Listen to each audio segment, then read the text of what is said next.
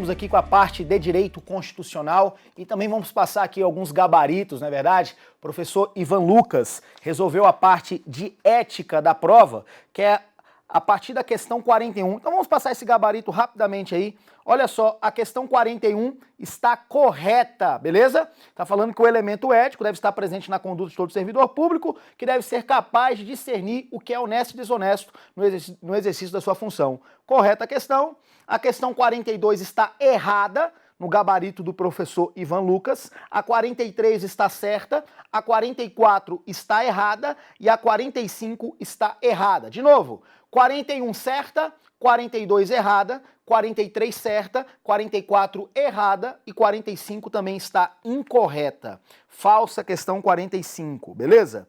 Aqui passando o gabarito do professor Ivan Lucas. Resolveu a parte de ética. Agora vamos lá para a parte de direito constitucional, que é a parte que me interessa. Pessoal, olha só pegar minha caneta, tô sem caneta não dá. Olha só, pessoal, presta atenção. Antes de mais nada, né, vamos apagar essa parte aqui de física. Ficou toda aqui, eu não vi, olha só. O professor Pablo resolveu a parte de física, né, um brilhante professor aí, professor Pablo. Olha lá. Senhores, vamos ler essa questão aí. Essa questão 26. Olha o que diz a questão 26. Ótima questão. Olha lá.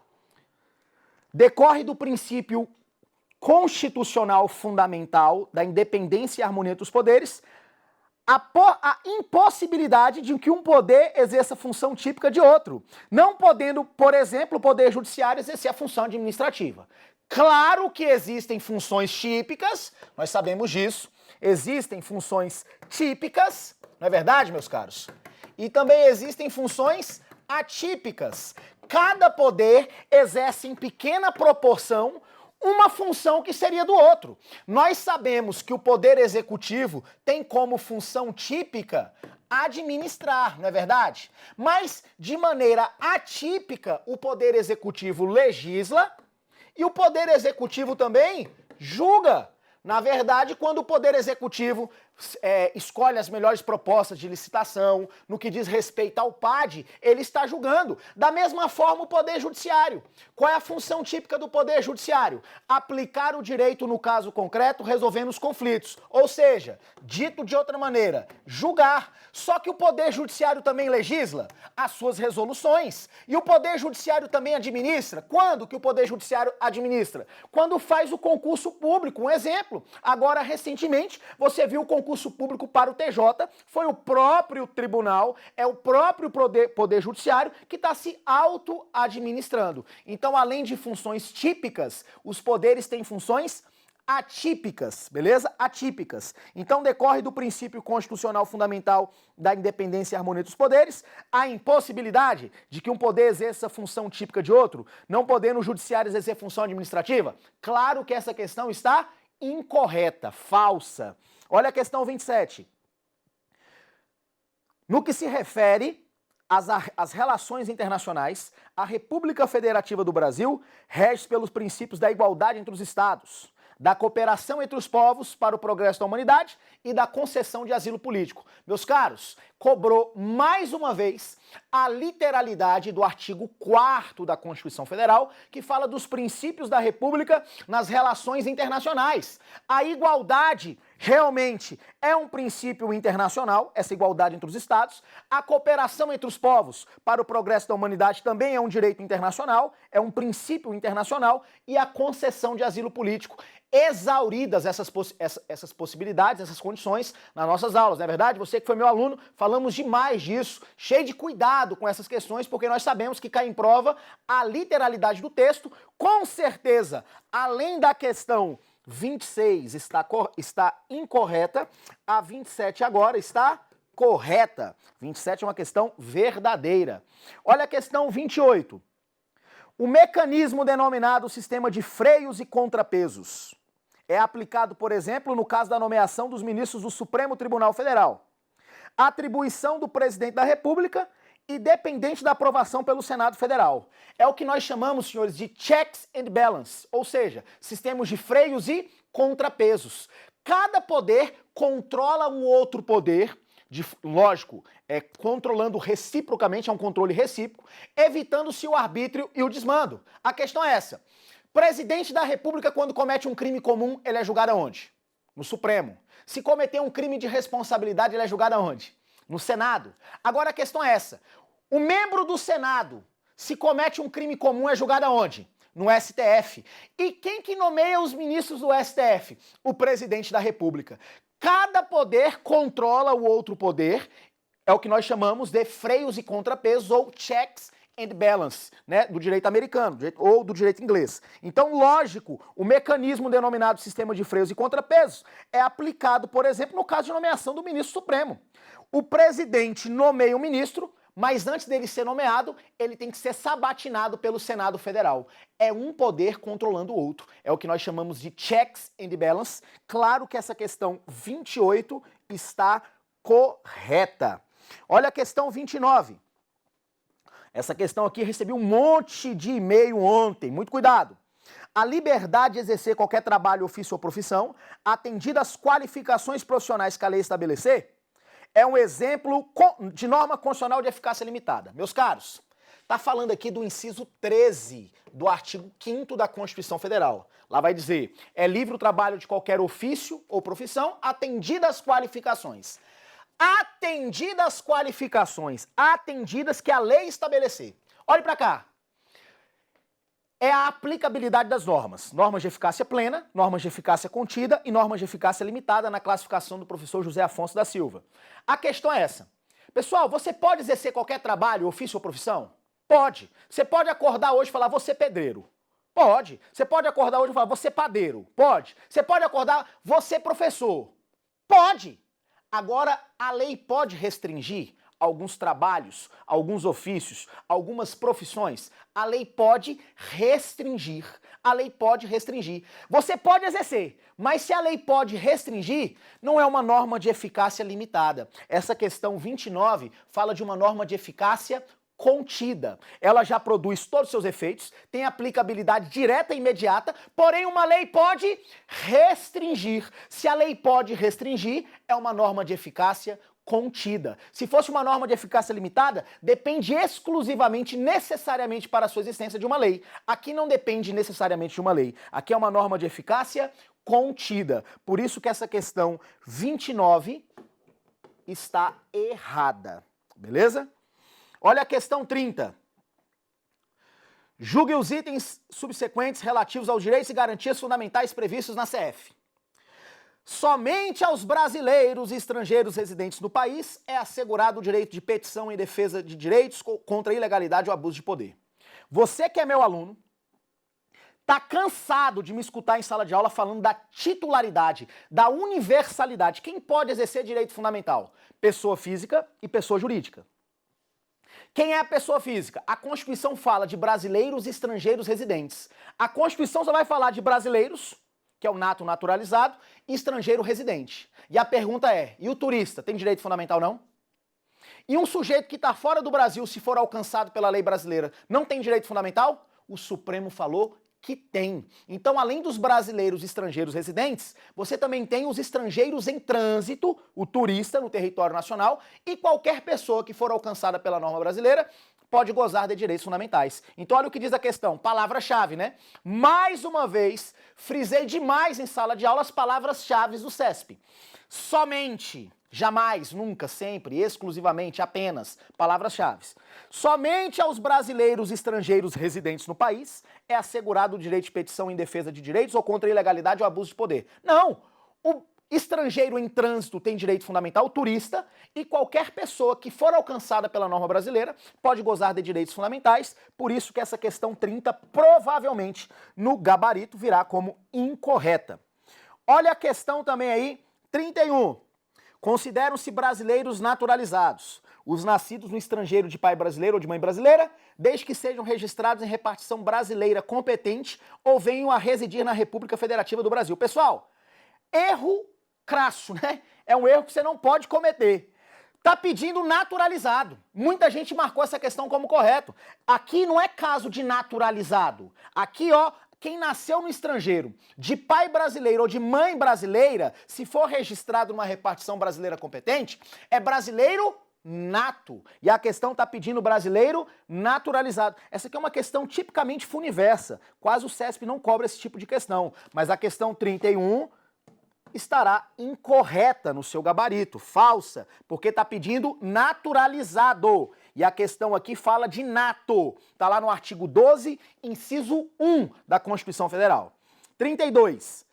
No caso de iminente perigo público, a autoridade competente, leia comigo, vamos lá. No caso de iminente perigo público, a questão 32, a autoridade competente poderá usar de propriedade particular, assegurada ao proprietário indenização ulterior se houver dano. Pessoal, nós estamos falando aqui da perda da propriedade e nós estamos falando aqui de uma restrição, limitação à propriedade. O caso aqui é de limitação ao direito de propriedade, que é a requisição. Requisição não é perda. Requisição é uma limitação da propriedade que vai ocorrer quando for caso de iminente perigo público. Perigo público. Hipótese aqui, casos exauridos em sala de aula, não é verdade? Iminente perigo público. A pergunta é essa. Aqui, ó, no caso de iminente perigo público, eu estou falando de requisição. No caso de iminente perigo público, a autoridade competente poderá usar de propriedade particular. Verdade. Assegurado ao proprietário indenização posterior. Existe indenização, mas ela é ulterior, essa é a nomenclatura que está na Constituição, que é o mesmo que posterior. Sem maiores problemas, questão tranquila, a questão 32 provavelmente estará como correta no seu gabarito. Questão 33, leia comigo, olhe para cá.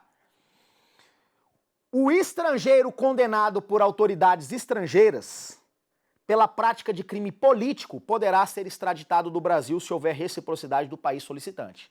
Está lá no artigo 5º, incisos 51 e 52. Olha para cá. Brasileiro nato não pode ser extraditado. De jeito nenhum. Na extradição passiva, né? O Brasil não vai mandar nunca um brasileiro para ser processado ou cumprir pena fora do Brasil.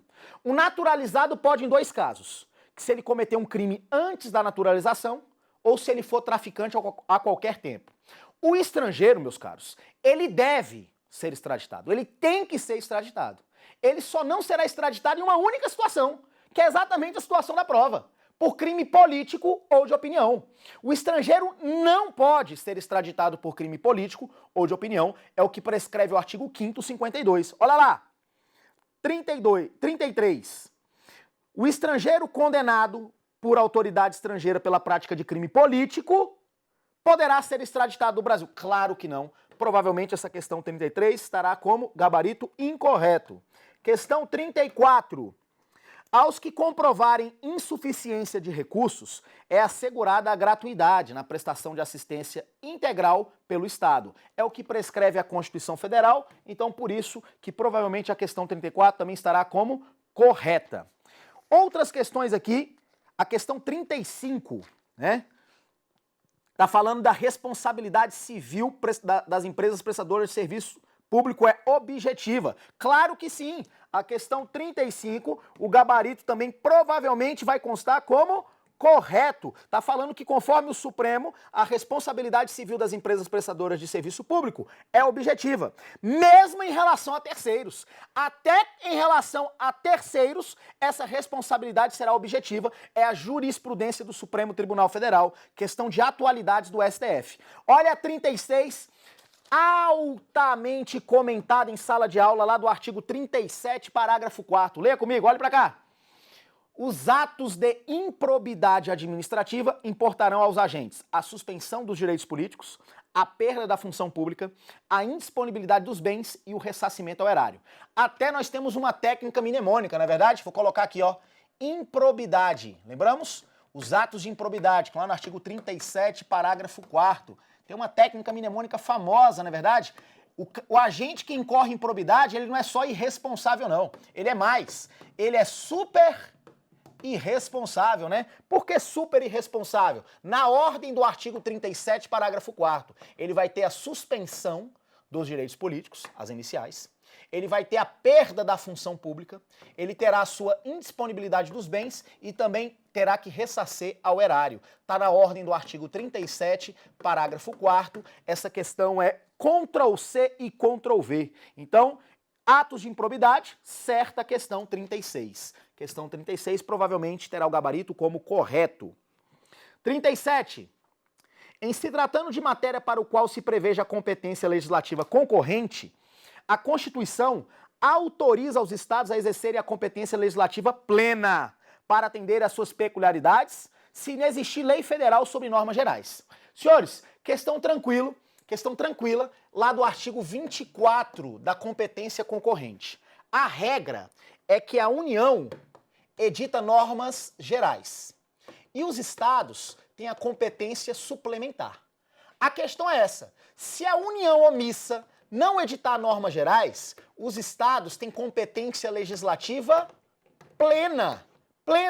Aí até o parágrafo 4º fala que a superveniência de norma geral suspende a eficácia da lei estadual no que for contrário. Então a União não editou norma geral, o Estado tem competência legislativa plena. É o que está lá no artigo 24, parágrafo 3º. E olha o que diz a questão.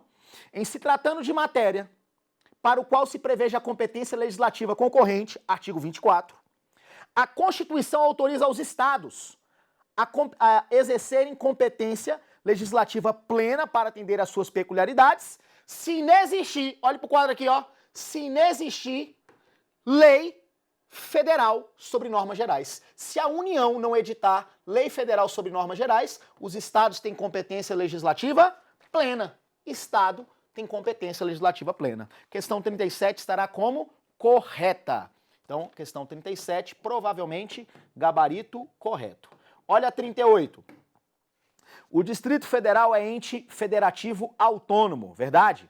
Pois possui capacidade de auto-organização, tem organização própria, tem autogoverno e tem auto-administração, sendo vedado subdividi-lo em município. Provavelmente gabarito como correto. Olha a questão 39 também, vamos lá. Questão 39.